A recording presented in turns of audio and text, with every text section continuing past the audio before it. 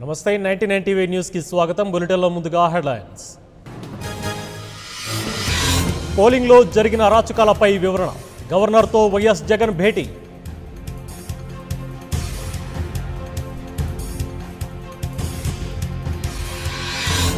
నిన్న కర్ణాటక, ఇవాళ Tamil Nadu. BJP target గా చంద్రబాబు ప్రచారం.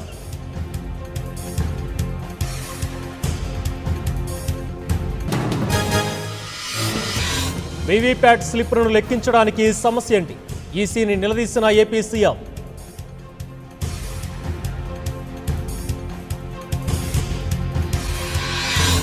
స్థానిక ఎన్నికలపై కేసీఆర్ దిశానిర్దేశం. అన్ని జడ్పీ స్థానాల్లో టీఆర్ఎస్ గెలవాలని ఆదేశం.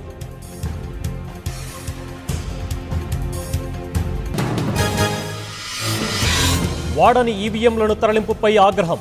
పొరపాట్లు చేస్తే సహించబోమన్న ఈసీ.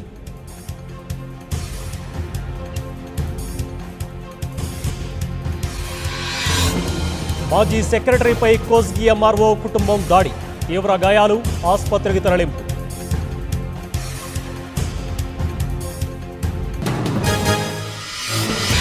నేతల ఇళ్లే టార్గెట్గా ఐటీ దాడులు. కర్ణాటక, తమిళనాడులలో భారీగా నగదు సీజ్.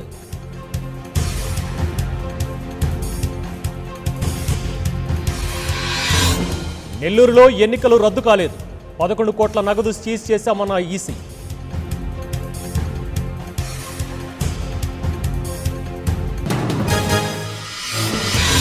డిఎంకే పార్టీలను సాగనంపాలి. తూత్తుకుడిలో కమల్ హాసన్ ప్రచారం.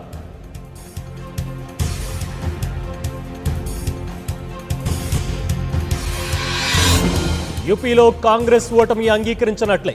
20 స్థానాల్లో పోటీ చేయడమే సాక్ష్యమన్న స్మృతి ఇరానీ.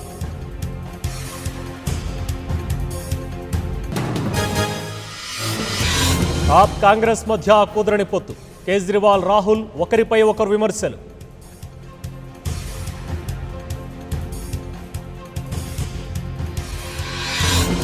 వివాదాస్పద వ్యాఖ్యలు చేసిన నేతలపై ఈసీ కొరడా. యోగి, మాయా, అజం ఖాన్, మేనకా ప్రచారంపై ఆంక్షలు.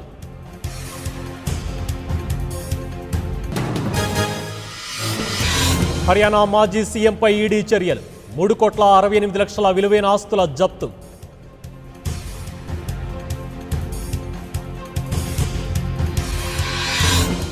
మోడీ వాదుకొని వదిలేశారు.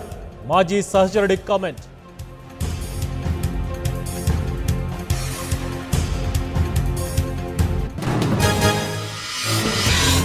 వద్దని చెప్పిన రైలు టికెట్లపై మోదీ చిత్రం. ఉత్తరప్రదేశ్లో 2 రైల్వే ఉద్యోగుల సస్పెన్షన్.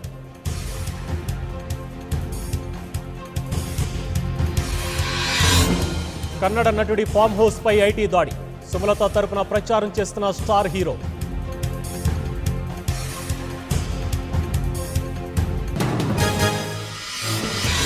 వికారాబాద్ జిల్లాలో ఘోర రోడ్డు ప్రమాదం.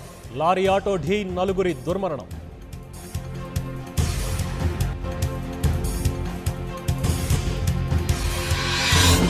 నేటి నుంచి ఎంపీ, ఎంసెట్ హాల్ టికెట్ల పంపిణీ.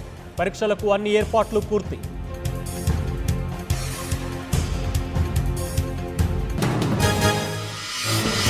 అన్నదాతలకు తీపి కబురు. ఈసారి వర్షాలు బాగా పడతాయన్న వాతావరణ శాఖ.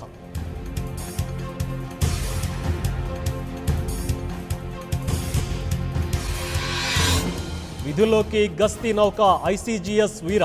ప్రపంచంలోని 4వ అతిపెద్ద భద్రతా దళంగా భారత్.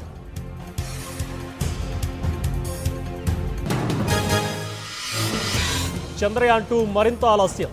జూలైలో ఉండొచ్చని అంటున్న ఇస్రో.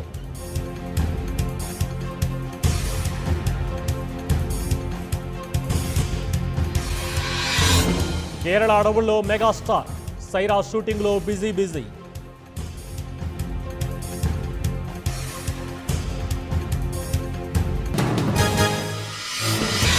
లాభాలతో నడుస్తున్న దేశీయ మార్కెట్లు.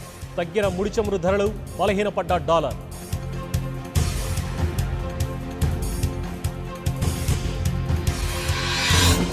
అగ్నికి ఆహుతైన అతి పురాతన చర్చి. పారిస్ నదీ తీరంలో కుప్పకూలిన 850 ఏళ్ల కట్టడం.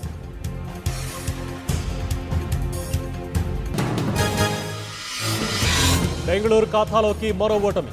7 పంజాబ్తో తలపడనున్న రాజస్థాన్ రాయల్స్.